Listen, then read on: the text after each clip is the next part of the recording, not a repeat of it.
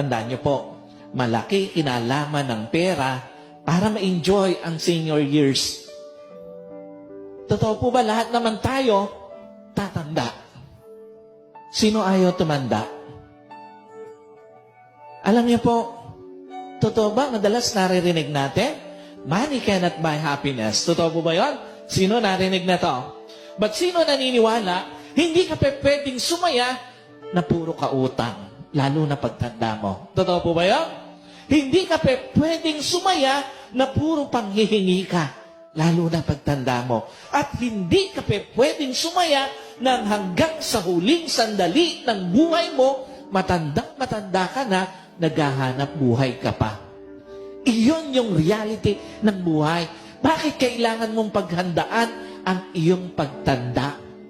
Pag tumanda ka ng puro panghihingi, tandaan mo, iiwasan ka kahit na mga kamag-anak mo. Totoo po ba? Nangyayari yun?